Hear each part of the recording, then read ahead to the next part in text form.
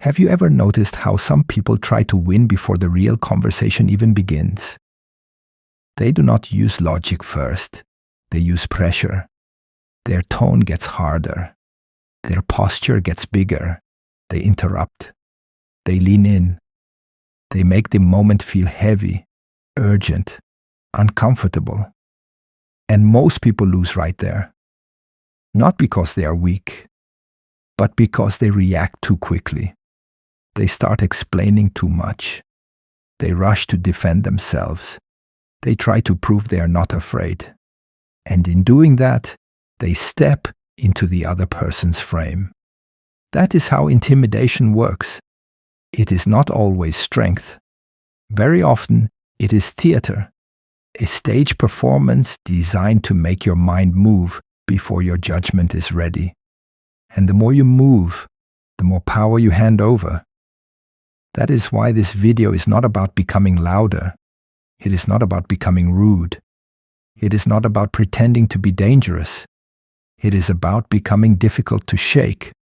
Because the person who cannot be rushed, cannot be easily controlled. And through a Machiavellian lens, that matters. Because people reveal their intentions under pressure. And if you do not understand the game being played, you end up serving the person who does. So in this video, I am going to give you 5 tactics to outsmart anyone who tries to intimidate you.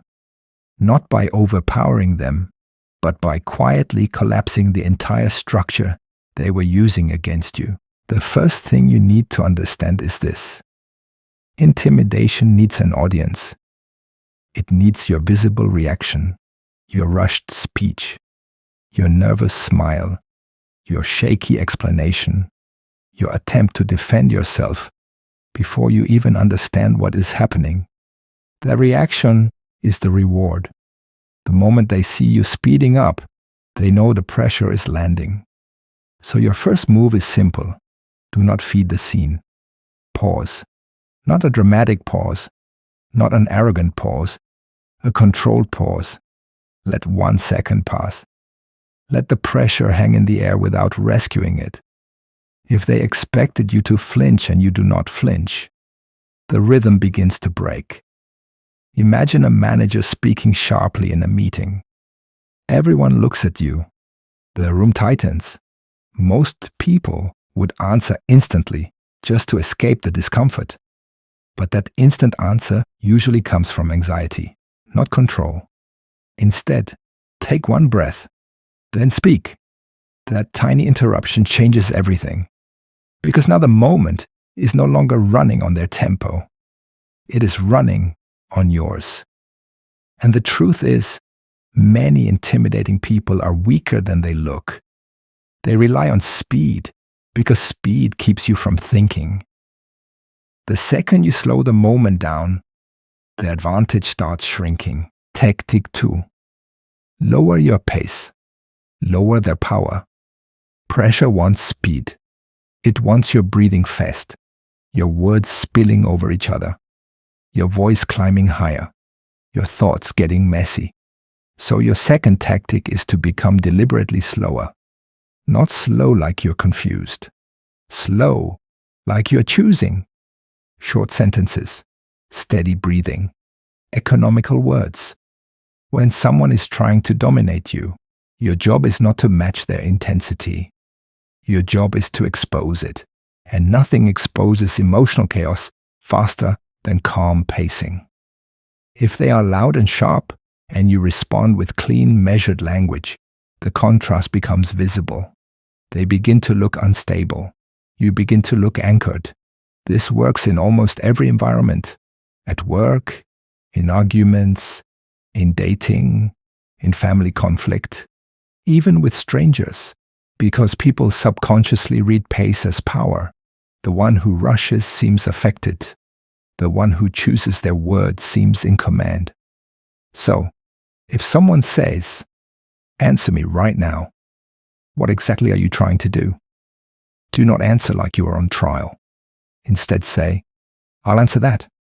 But first, let's be clear about what you're asking."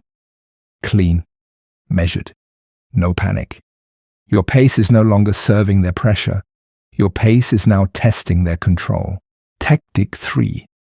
Make them define themselves. This is where many intimidation attempts collapse, because a lot of aggressive behavior sounds powerful, only while it remains vague. Watch your tone. You better be careful. Don't play games with me. You know exactly what you did. These lines sound strong, but often they survive on ambiguity. So instead of defending yourself immediately, make them become specific. Ask, what exactly do you mean? What part are you referring to? What are you actually asking for? Say that more clearly. This is one of the cleanest ways to reverse pressure.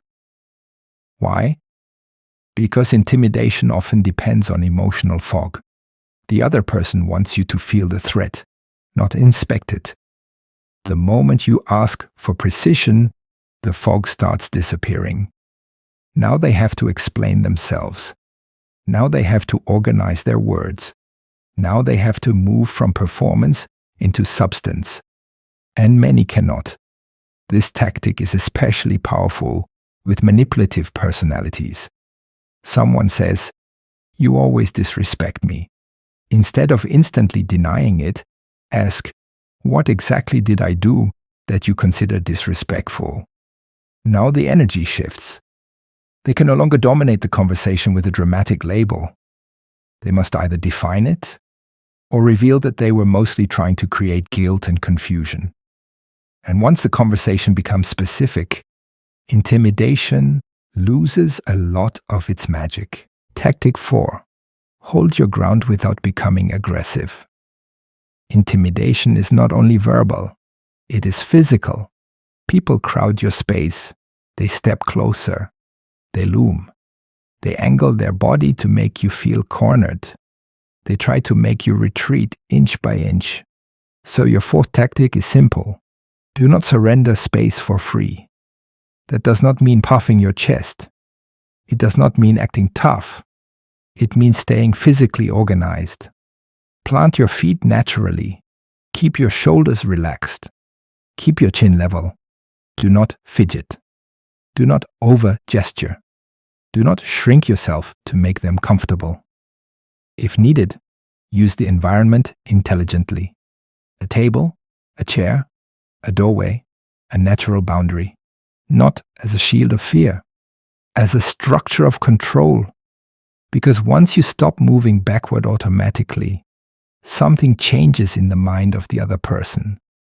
They realize the pressure is not creating the retreat they expected, and that creates friction inside their strategy.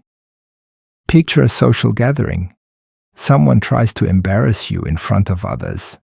They move closer, smile sharply, and use their tone to box you in. Most people laugh nervously and step back. But if you stay composed, keep your posture neutral, and answer without retreating, the room starts reading the moment differently. You are no longer the one being managed.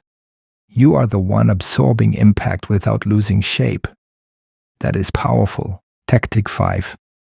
Refuse the emotional bait. Then exit on your terms.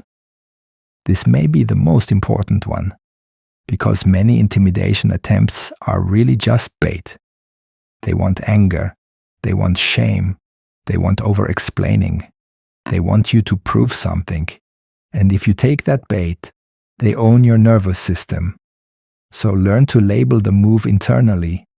This is bait. This is posturing. This is pressure. This is an attempt to pull me into reaction. That label creates distance, and distance creates choice. Sometimes the strongest response is a low-temperature reply. I heard you. Noted. That's your view. We can discuss this when it's constructive. No heat, no performance, no free emotional payment. And if the line is crossed, then comes the final power move. Leave calmly, not dramatically, not with a speech, Not with revenge energy, just clearly. We're done here. This conversation is no longer useful. We'll continue this later. Then exit. Because many people think power means staying in the fight the longest. Not always. Sometimes real power is choosing the ending. The person who can disengage without emotional collapse shows something rare. Freedom. And freedom unsettles controlling people more than resistance does. Because resistance still gives them a relationship with your emotion. Calm disengagement gives them nothing. That is why the final lesson here is not destroy your enemies. It is this. Do not let intimidation rent space inside your body. Do not let someone else's volume become your inner weather. Because the truth is, the people who rely on intimidation often depend on one thing. They assume you have not trained yourself to stay centered under pressure. Once you do, their whole method begins to look desperate. So remember the 5 tactics. Break the performance. Lower your pace. Force precision. Hold your ground. Refuse the bait, then leave on your terms. You do not need a sharper insult. You do not need a louder voice. You do not need to become cruel. You need self-command, because the person who remains difficult to rush, difficult to shame, difficult to hook, becomes difficult to control. And that is the kind of presence intimidation cannot easily touch.